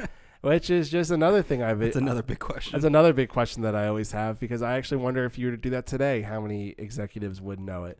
How many young people know about Casablanca besides that? Oh yeah, the Casablanca, classic Hollywood film. And that just I could rant. I could rant about the state of Hollywood and the state of filmmakers and how little people actually do give, homage to these, early films. And it's just frustrating. So to like read that anecdote that they actually sent out the script to studios in the 80s and were like, what do you think of this film? And they were like, oh, this is shitty, just is mind boggling, but also shows the change in what people were into and what people liked. As time goes on, as time goes by, as one would say. But there's actually some really other cool, interesting stuff about, specifically the Epstein brothers who wrote this. So they were the first twins and the only twins to date to win an Academy Award, at least at the same time. And then also, this is more just for my own enjoyment, and also for any of those baseball lovers out there. They are the great uncle and grandfather of baseball executive Theo Epstein. And for those who may not know, he's the architect of the Cubs and Red Sox and helping them, break their curses in 2004 and then in 2016. So I just find that to be a really interesting connection to baseball that their great nephew and grandson was a part of this, and they also won an Oscar. And also there's just like really interesting things about the whole project, because they left at sort of towards the beginning because Frank Capra wanted them to work on the Why We Fight series in DC. And when they were gone, Howard Koch was assigned to work on the film, and he wrote about 30 to 50 pages. Then the brothers returned, and they were reassigned to work on Casablanca.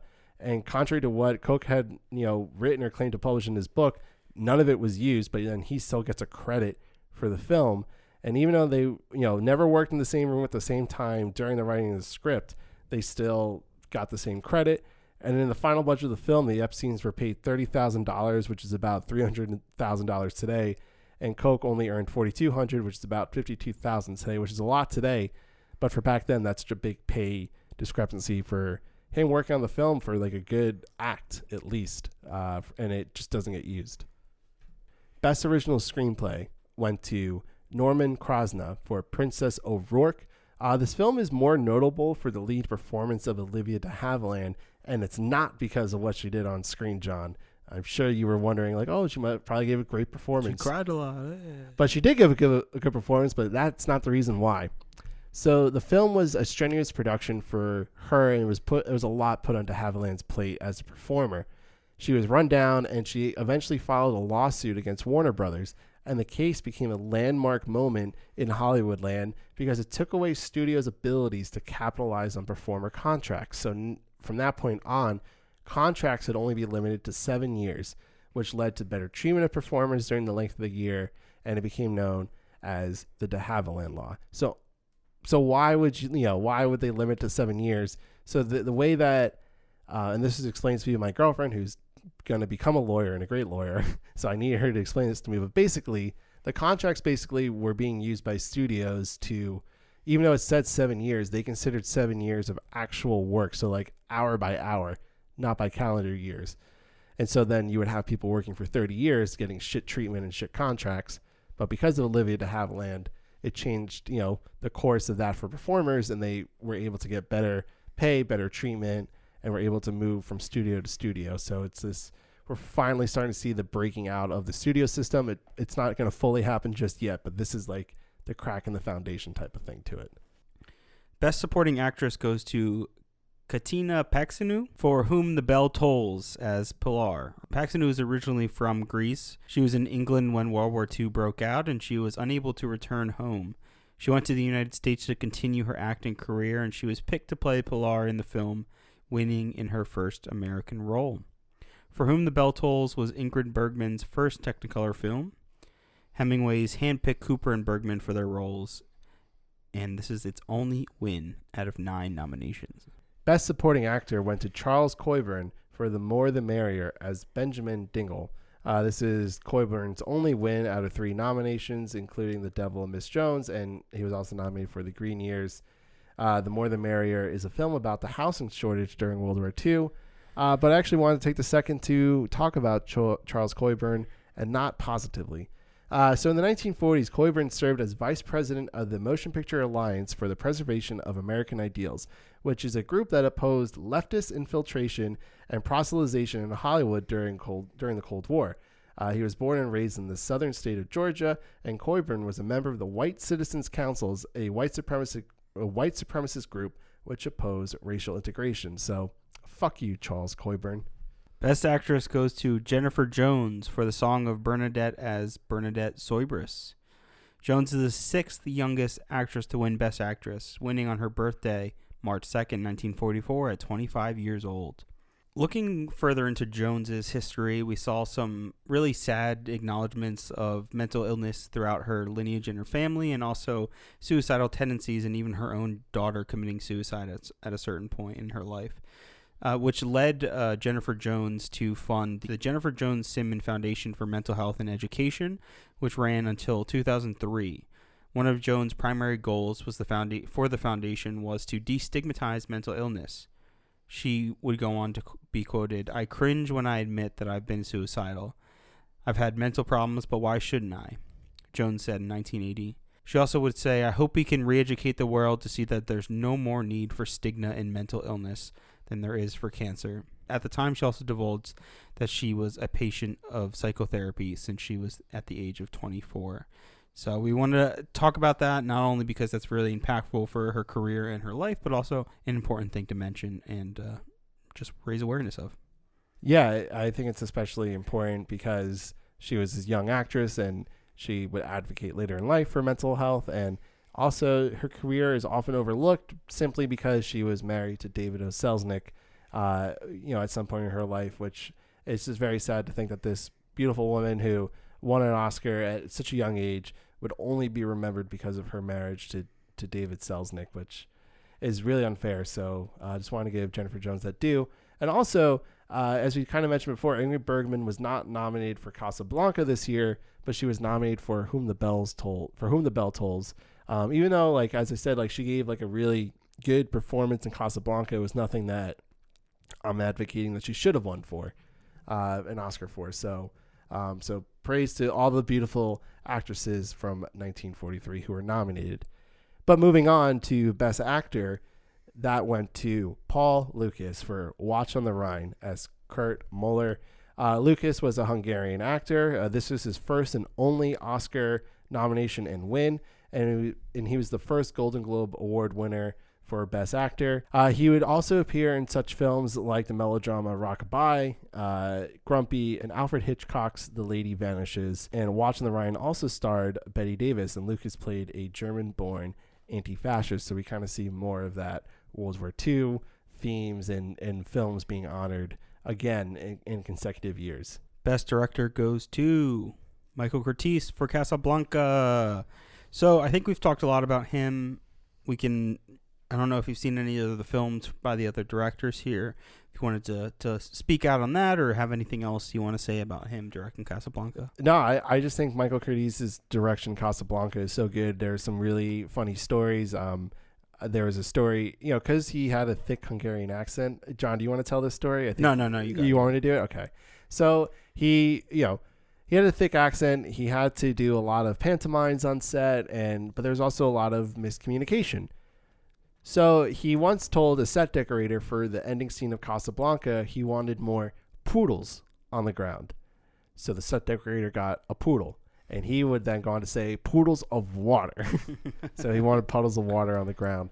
But he was just so detail oriented. He's not really talked about as like these great, directors, but he really should get his due and really should be talked about more because he's certainly fantastic. He's very revered by, Steven Spielberg, by George Lucas's, by many of our favorite directors. They love him. in his work. So thank you, Michael Curtiz, for this wonderful film and for your wonderful dedicated work to the landscape of cinema. Yeah, I think that's not only an hilarious story, it's really goofy and funny, but it also points out to how detail-oriented he was. And I don't think there's many directors that, are looking at a frame and see the different aspects from set design to the actor and the costumes, and making sure everything's proper for camera and sound. And then you look at a frame and you're like, you know what? I need more puddles. Like, this will make the film better. This is what's going to make the shot look better. And I think that's just shows his level of detail and how much Casablanca was really made by that level of detail. Yeah, it certainly seemed like that he was an auteur director and that he truly appreciated the art of filmmaking and using it, the blank canvas of it and doing what he can with it, which is why I think you get such great lighting design, why the costumes are so good, why the shots are constantly moving. It's involved in the process of cinema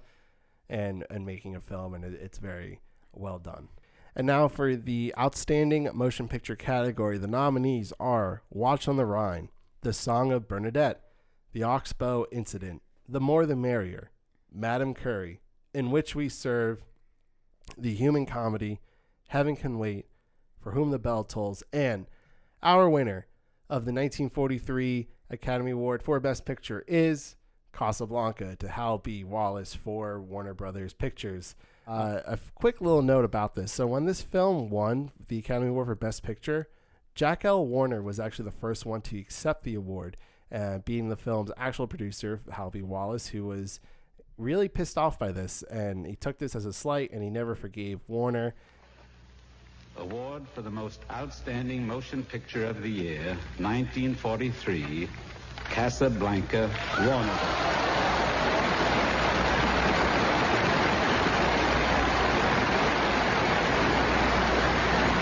Casablanca won the award, fellas and girls. Who's going to accept it? Casablanca is not limited to this single achievement, for another of their pictures, Watch on the Rhine, was also nominated for this award. Yes. Who's going to accept the award for Casablanca? Huh? Oh. Huh? Oh, Jack Warner. Certainly, Jack Warner, my boss, Mike. God, what I went through. Wallace. Say a few words? Yeah, I would if I were you. Wonderkin, as a studio, he left afterwards this incident. So he was kind of like, fuck you guys. I'm the one that made this film, even though it's Warner Brothers' name on it. I made this, and he felt disrespected, and he ultimately left because Jack Warner just had to get that award himself. I also found it interesting, and correct me if I'm wrong or if you remember from any of the Warner Brothers films that we've seen so far, that in the opening title, when we see the Warner Brothers logo, huge lettering, it covers up, in fact, part of the Warner Brothers logo, saying that it's a Jack Warner production, that he produced the film, essentially.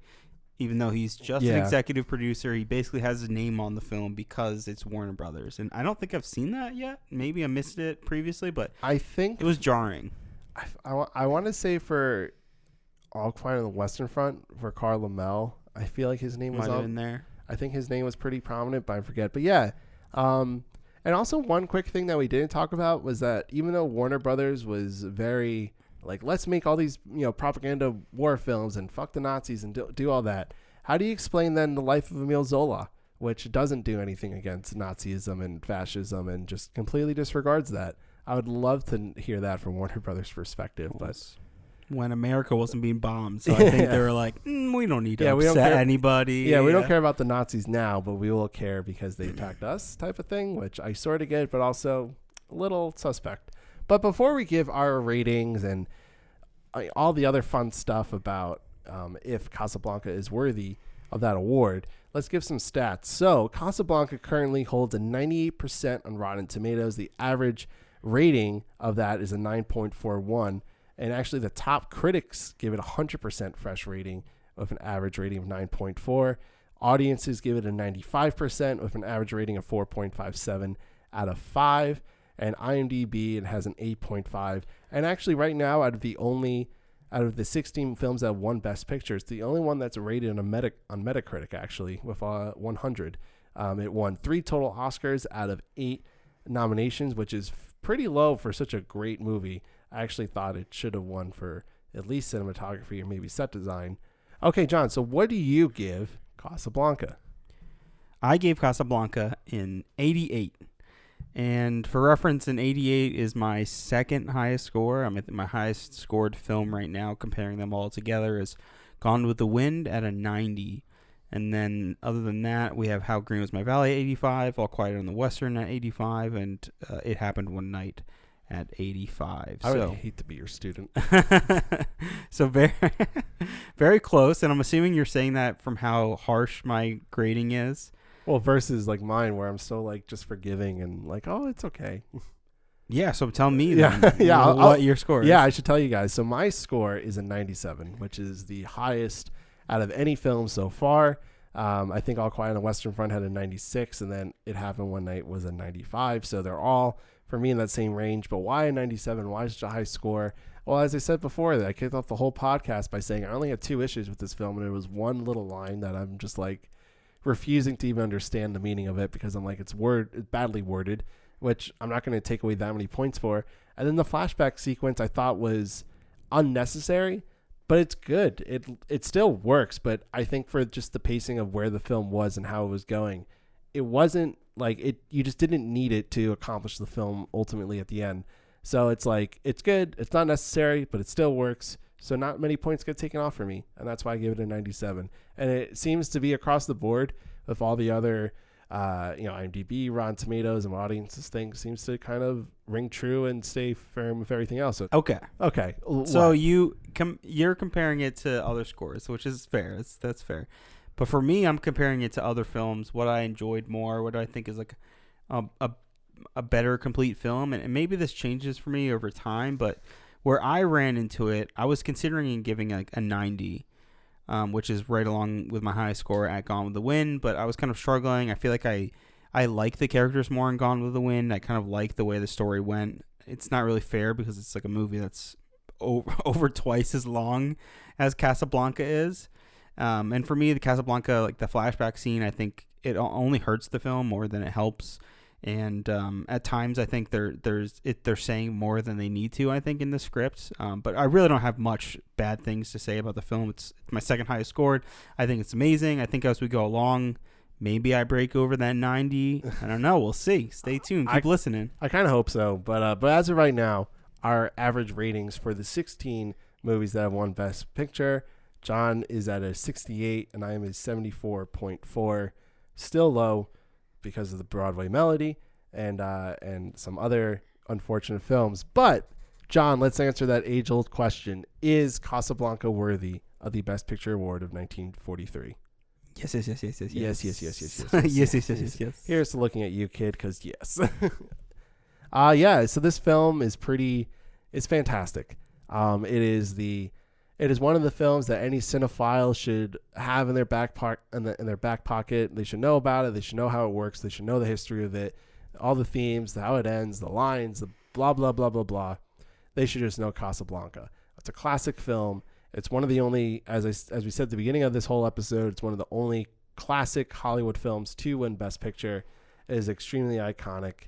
And I think that's pretty much it. Is there any last minute things we should add about Casablanca? All I got to say is, here's to looking at you, Ben. Here's to looking at you, John. So, thank you for listening. I'm Ben. And I'm John. And this is Worthy. Sing it, Sam. You must remember this. A kiss is just a kiss. A sigh is just a sigh. The fundamental things apply as time goes by.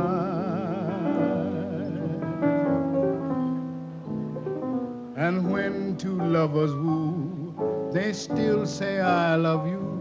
On that you can rely.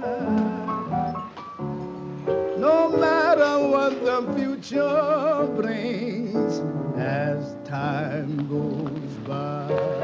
Sam, I thought I told you never to play. Thanks for listening to Worthy, the breakdown of every Best Picture winner from past to present. You can listen to us wherever you get your podcasts.